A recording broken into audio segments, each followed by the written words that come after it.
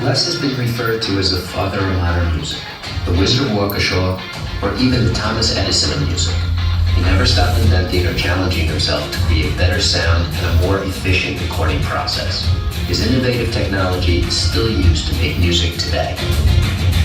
Les Paul is, without doubt, a man after my own heart, an innovator, an incredible inventor who's always after that sound that had never been heard before. Les Paul basically invented rock and roll when he electrified guitar. It gave guitar all this muscle that it never had before. The things that he did in the recording industry and recording equipment and techniques and inventions, let's say, there are standards of the industry that every single musician that I was ever influenced by used, and I still use. Music as we know it would literally not be possible without the recording processes Les Paul pioneered. Les Paul invented the solid body electric guitar, multi-track recording, overdub, echo, and numerous other recording techniques. He was determined to invent the best hearing aid possible for musicians. I always like to think of him in terms of being just an old-fashioned tinkerer and inventor and a person who would always say, well, what if we did this? The Les Paul Foundation was created by Les himself, and it is dedicated to preserving his legacy and celebrating his influence. Les Paul formed his foundation to encourage young people to innovate and pursue their curiosity about music, sound, and engineering. Recent grants from the Les Paul Foundation include funding to multiple music education programs and to museums that tell the Les Paul story. The mission of the Les Paul Foundation is to honor and share the life, spirit, and legacy of Les Paul by supporting music education, engineering, and innovation, as well as medical research. I worked with the Les Paul Foundation to purchase historic recording equipment. I think we're one of the few colleges that are using a record cutter. The opportunity to use the analog tape machine is extremely exciting to me. His foundation is helping us here at St. Rose to really push the envelope. For the third year straight, the songwriting exhibition is made possible by the Les Paul Foundation. Little Kids Rock donates free instruments and resources and curriculum to low-income public schools that have either cut their music programs to budget cuts or need a revitalization of their music program. Once you give music to a child, you can't take it away. It's in their heart, it's in their soul, and it's going to benefit them for the rest of their lives.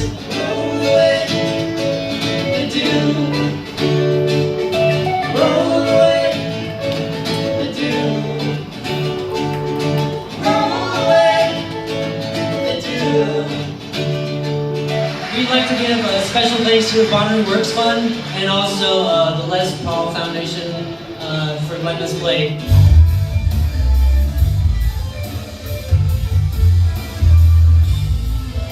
I always like to work hard. I don't care what I'm working on. If I'm fixing a machine, if I'm designing something new, inventing, whatever I'm doing, I work hard. Les would always take time for children and hope that through his foundation he could inspire many of them to pick up the guitar, invent something extraordinary, or work hard on their education. Les had many dreams, and his foundation was one of them. Thank you to Les Paul and the foundation for continuing that work, so thank you very much. Follow us at the Les Paul Foundation on Facebook, Twitter, Instagram, and LinkedIn. Go to www.lespaulfoundation.org for more information.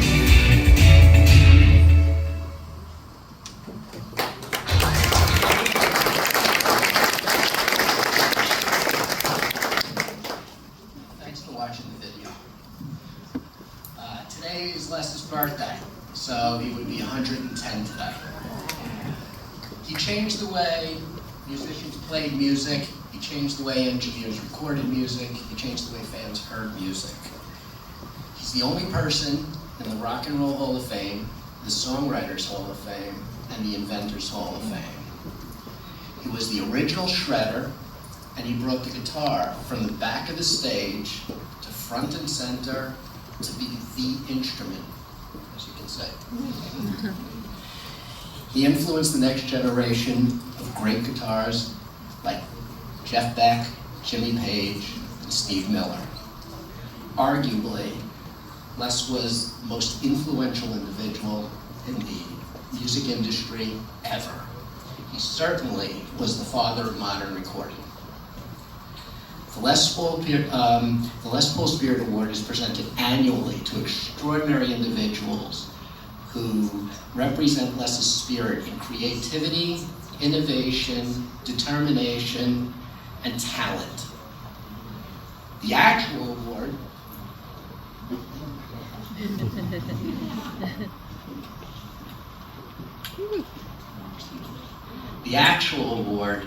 is very unique and meaningful. It's actually a piece of the wall from Les's studio in his home in Mahwah, New Jersey. It was handmade by Les and his son, Rusty. The list of previous recipients include Bob Weir, Nile Rodgers, The Edge, and Peter Frampton. The list, tonight we are thrilled to be adding another name to this list, Steve Miller.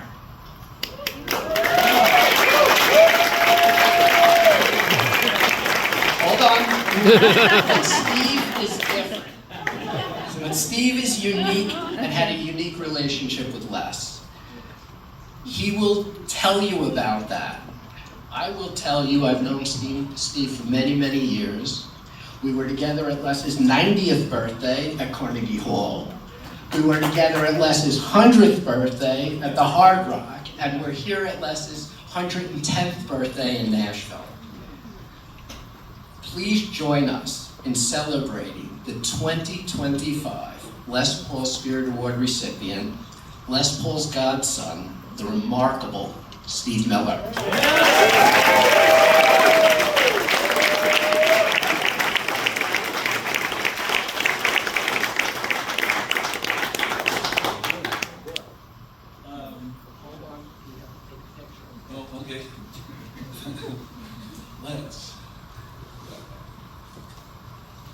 It's remarkable. Okay, it's enough pictures. Well, thank you all for coming. I want to say that I just finished building a new recording studio, and I swore I'd never do it again. And I learned about recording studios in 1948. I was born in 1943. I'm 81 now, so I've been around a long, long, long time. And I watched Les Paul come to Milwaukee to rehearse with Mary Ford before they went to New York to do a radio show in New York. It was going to be in 1950. And my father had a tape recorder, and he heard that Les Paul was in town, and he went over to this club, which was 2 blocks from our house, and said to Les, "I've got a tape recorder, can I come and record your show?" Les said, "Yeah, that's great." They became instant friends. Les and Mary started coming to our house all the time to listen to the tapes and party and have dinner and stuff like that. And my dad would take me every night to see Les Paul. I was just shy of being 5 years old, and I couldn't believe how much fun this guy was having. And what people don't remember is, like, this was back, I think Les was 30, I don't know, 32, 33, 35, something like that. And we all know, we know the older Les, but the young Les was the baddest guitar player in the country. And any time he played anywhere, anybody who played guitar would travel 150 miles to see him play it. So every show, he played in Milwaukee for 6 weeks at this club called Jimmy Fazio's Supper Club. And I went all the time and watched him play.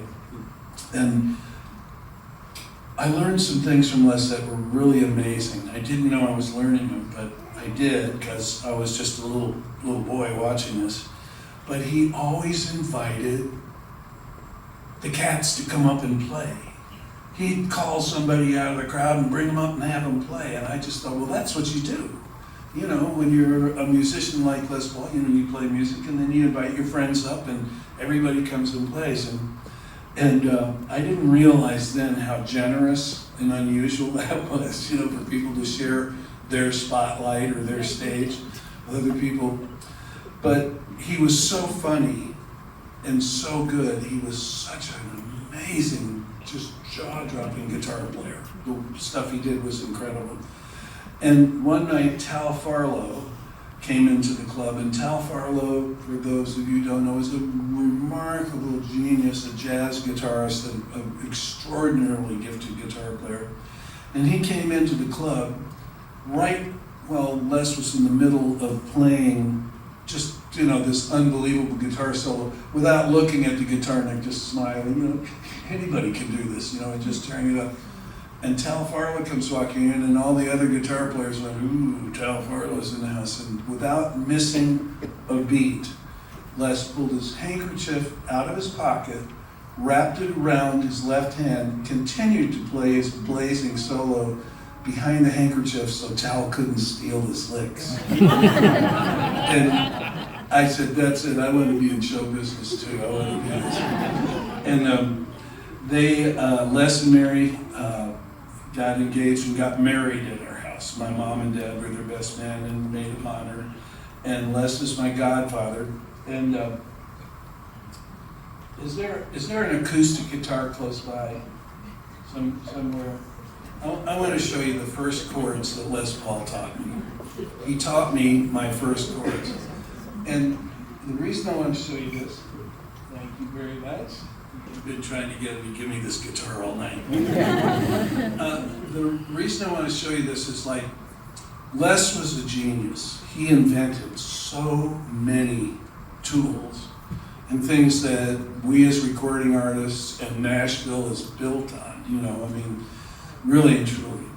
And it dawned on me that everything he did was really obvious and very simple, but he was the guy who put it all together, Therefore, he was a genius. Now, if you were going to show somebody how to play guitar, this is the smartest, quickest, easiest way.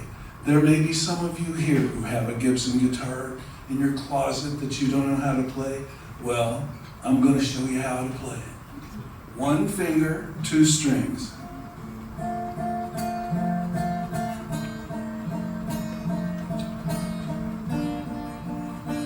Getting it? And the thing about this is you can sing a song on these chords if you want to. What? I was on my way. That's how it started. And I have to thank Les.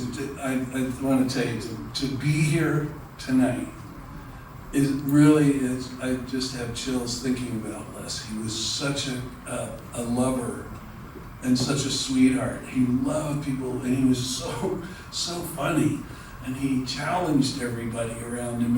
And to be here and be able to honor him, and I was talking to some of the guys on the board at Gibson today, and they're going, well, see, what is it that really makes Gibson great? And how can we make better guitars and everything? And I gave them, off the top of my head, what I thought about making great guitars and everything. And then I went, what really makes Gibson great is Les Paul. They were a nice group of people making nice guitars, and then they met Les Paul. And just turn around, all of you, just turn around and look at this. Well, oh, there it is, yeah. Les Paul. This is Les Paul world. And his humor, his talent, his generosity, his spirit of adventure is what brings us all this joy, and has created these beautiful guitars that, everybody covets nowadays, wishes they had one. So thank you for this award. And I started off, I said, I just built a new studio, and every time I built a recording studio, I experimented, and I've built 5 of them. This is from ground up, starting with a slab, building recording studios. And the first one, God, it was so cool looking, and it sounded so bad. It just sucked. It didn't work. Oh my God. I had to use it, And I went on and built studios. And the last studio that I had for the last 25 years of my life was in Sun Valley, Idaho, out in the mountains, beautiful, gorgeous. And I built a studio with a friend of mine, Sid Schneider, who is just a remarkable friend who helped me bring all of my ideas. He loved to play guitar and he could build anything, and he helped me build the most beautiful studio in the world. And when I was done with it and it was time for me to move, and I left, I said, well, that's it, I'll never build another studio. But I just finished another one just this month. And it's the best one I've ever built, the best sounding one. It's not the best looking one, but it definitely is the best working. I'm so thrilled with how it works. And just for those of you who are geeks about acoustics, it has 2 identical mixing rooms, and each room has 40 bass traps. And it sounds so great in these rooms, and they're identical, except one of them is just a little bit livelier than the first one. So I have a little choice there. And this baby right here, this piece of Les Paul studio is the first thing that's going to go in that studio. And I can't thank you enough. And it's right on time. So thank you, everybody. I'm going to let somebody else take this away.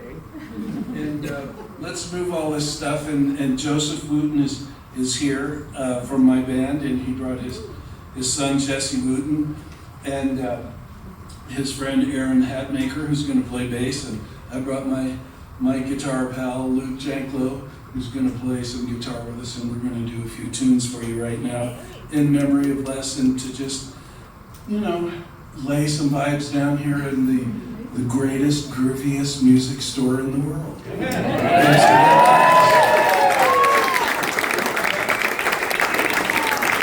I'll be right back with my guitar.